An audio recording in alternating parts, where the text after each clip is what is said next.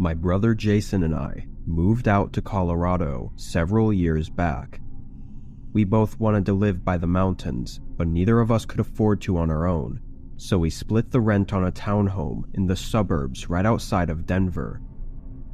This worked out perfectly because we were only 10 to 15 minutes away from a huge line of mountains. One thing I will mention about these nearby hiking and camping trails, though, is that they're pretty packed. It's so accessible to everyone around, and to tourists, that almost any time of the year, it's hard to find solitude. Because of this, me and my brother decided to plan a 3-day backpacking trip that would take us away from the crowd of people and hopefully give us some peace and quiet. I trusted him to route our trip, and a couple weeks later, we drove down to the trailhead. Only one other car was parked there when we arrived. It was some old-looking SUV covered in dust, looking like it'd been through a rough drive.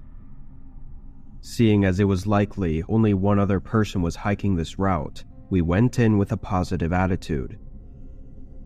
The first day of backpacking was an 8-mile hike. Most of the terrain was actually flat until we got to the last couple miles where we started up a mountainside. It was pretty tiring, but Jason promised that the campsite would be worth it, and it turned out he wasn't lying at all. About 3/4 up the mountain, there was a small flat area right on the side of the cliff with a view of the whole valley. It was stunning, especially with the sun starting to set. After taking in the view, we started pitching our tents, then gathered up some sticks and stones to make a fire pit with. Once the fire was going, we sat down and just talked. I don't even have any idea how long we were talking for, at least 2 hours or something, when we both heard something from the trail. We instantly went silent, listening as footsteps started making their way up the trail and toward our campsite. A minute later, a man came out of the dark and into the far light coming from our fire. He wasn't wearing a headlamp, which every hiker and camper knows is an absolute must when there's even the possibility of being out in the dark. As he walked up, I think both Jason and I knew something was wrong. He had a grin on his face just as he approached the campfire. "Hey, did you need something?"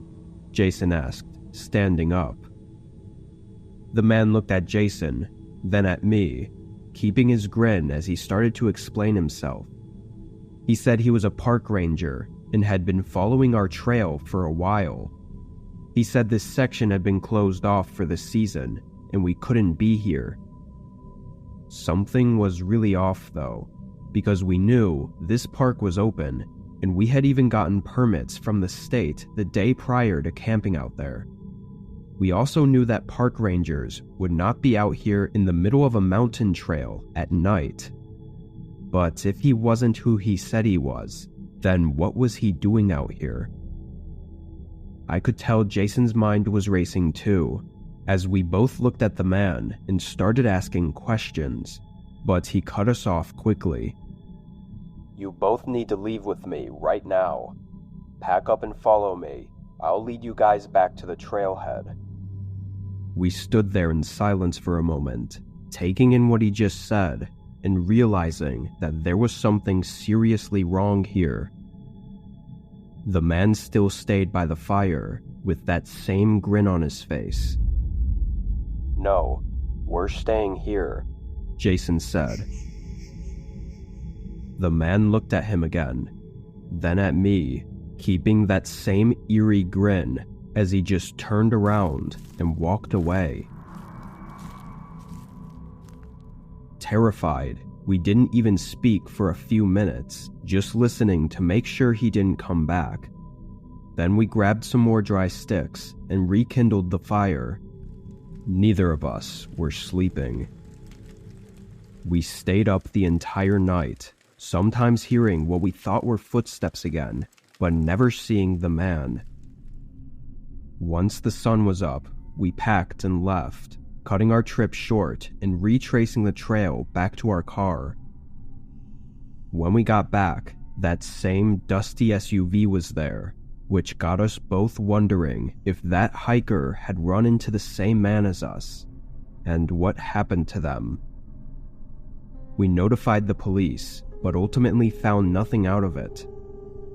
There was no doubt the man was lying about being a park ranger, but the fact that he tried to lead us out into the woods in the middle of the night means he was likely trying something horrible. What that was, we don't know, but it seems like the other hiker may have been unfortunate enough to find out.